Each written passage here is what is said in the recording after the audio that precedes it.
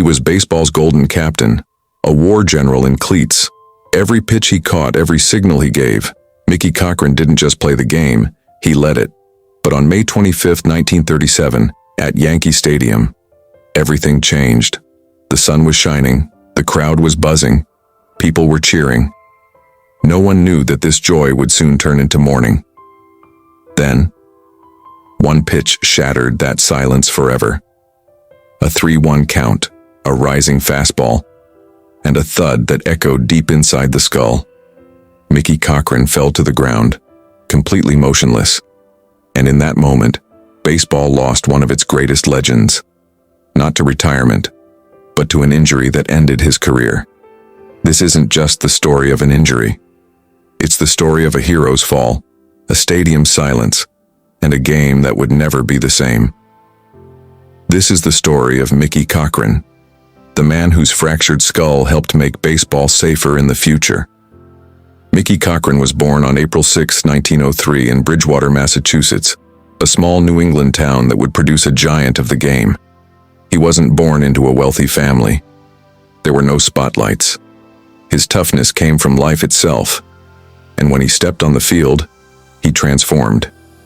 Smart, fearless, ruthless when needed, and his baseball IQ equal to the legends. In 1925, he debuted with the Philadelphia Athletics under legendary manager Connie Mack.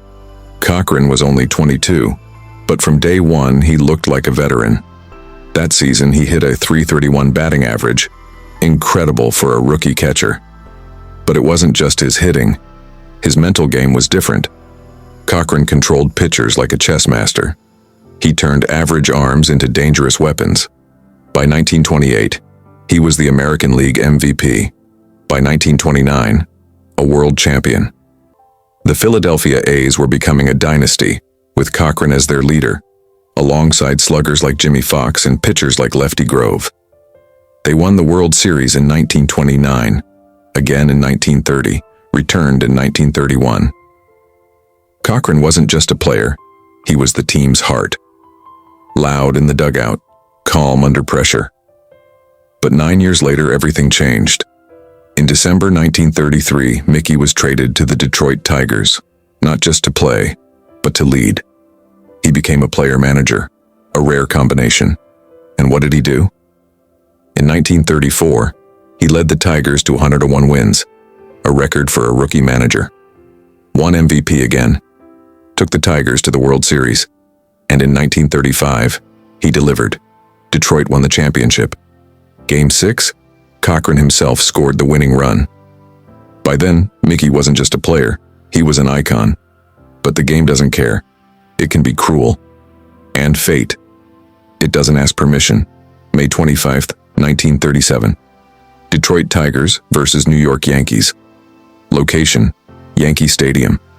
It felt like an ordinary game, until it became unforgettable. Cochrane stepped up to bat in the third inning. Tigers were down by 1. Pitcher, Bump Hadley, fast, aggressive, known for pitching inside. Cochrane hit one pitch out of the stadium, a solo home run. Game tied, crowd cheering. But in baseball, joy often brings pain. 5th inning, Cochrane back at the plate, runner on first, count, 3-1. Hadley released the pitch. It came in high, very high, and in less than a second, crack. The ball struck Cochrane just above the right eye. He collapsed instantly. His body hit the ground with a thud. Yankee Stadium fell into silence. Fans were stunned. Players dropped their gear. Bump Hadley just stood there. He hadn't meant it. He never would have. Cochrane was unconscious. Blood trickled from his temple. Trainers rushed in, but he didn't move. This wasn't just an injury, it was a nightmare. He was rushed to the hospital. Skull fracture, bones shattered around the eye, internal bleeding. Doctors said, "We don't know if he'll survive the night." He remained in a coma for 10 days. His teammates were shaken. Charlie Gehringer later said, "It felt like someone hit him in the head with an axe." That day, Mickey Cochrane's career ended. He was 34 years old, no retirement ceremony, no farewell game, just one pitch, and everything was over. But Mickey survived. Barely. Recovery was slow. Doctors were blunt. Play again and you might die. He tried to manage from the bench, but the fire inside had dimmed. By 1938, he walked away from it all, not just from playing, from baseball entirely. During World War II, he served in the Navy. Later, he ran a car dealership. But that pitch haunted him. He never found closure. How could he? He had given everything to the game, his youth, his body, his mind, and in return, it nearly took his life. But time remembers those who mattered. In 1947, Mickey Cochrane was inducted into the Baseball Hall of Fame. A silent salute from the game that had once broken him. That same year, Jackie Robinson broke the color barrier. Baseball was changing, but its roots, its legends, they were still being honored. Cochrane's stats were unbelievable. 320 batting average, the highest ever by a catcher. 419 on-base percentage, over 1,600 hits, 119 home runs, 830 RBIs, 2 MVPs, 3 World Series titles, and above all, a respect that can't be measured in numbers. But even more powerful than the stats, his injury sparked a conversation that wouldn't stop. For years, players refused to wear helmets. Being tough was part of the culture. But Mickey's story followed them. Eventually, MLB made helmets mandatory, first in the minors, then in the majors.